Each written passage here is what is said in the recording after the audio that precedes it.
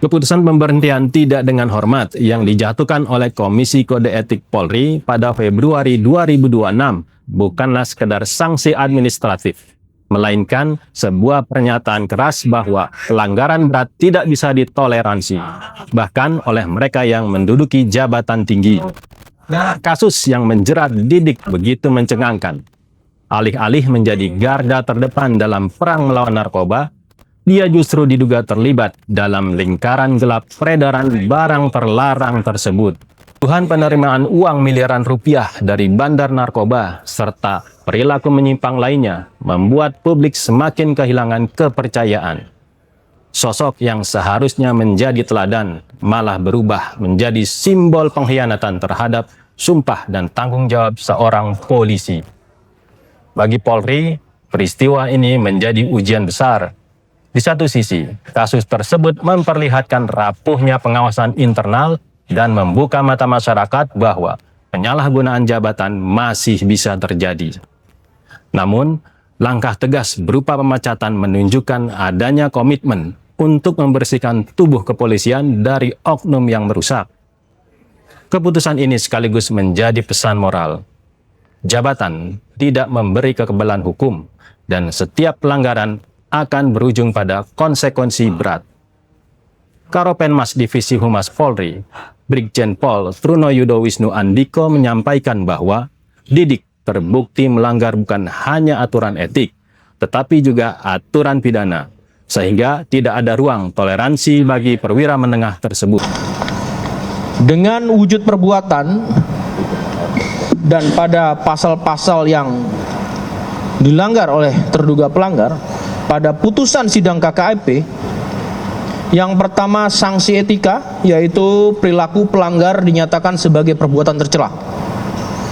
Yang kedua, pada putusan sidang KKIP, sanksi administratif berupa penempatan dalam tempat khusus selama 7 hari terhitung mulai tanggal 13 sampai dengan 19 Februari 2026 di ruang Patsus Biro Provos Div Propam Polri dan telah dijalani pelanggar. Yang B, tadi A ya, pemberhentian tidak dengan hormat atau PTDH sebagai anggota Polri. Atas putusan tersebut, pelanggar di hadapan ketua dan anggota komisi pada putusan sidang menyatakan menerima. Maka berdasarkan perintah Kapolri, Divpropam Polri dan jajaran akan melaksanakan kegiatan pemeriksaan urin. Sekali lagi, melaksanakan kegiatan pemeriksaan urin yang akan kita laksanakan di seluruh wilayah atau jajaran Kepolisian Negara Republik Indonesia secara serentak dan akan melibatkan fungsi pengawas baik itu internal maupun eksternal, baik di tingkat Mabes maupun sampai dengan tingkat kewilayahan. Sementara itu, kuasa hukum Didik Raufik Ansori menyampaikan surat pernyataan dari kliennya yang membantah telah memerintahkan bawahannya untuk meminta uang dari bandar narkoba. Masyarakat tentu berharap momentum ini tidak berhenti pada satu kasus saja. Reformasi internal harus diperketat, seleksi jabatan diperketat, dan transparansi dalam penanganan kasus diperluas. Pemecatan AKBP Didik Putra Kuncoro seharusnya menjadi titik balik, bukan sekedar catatan hitam.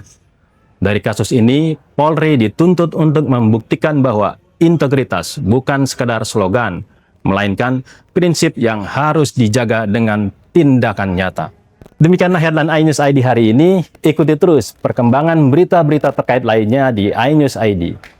Saya Kurnia Ilahi, sampai jumpa.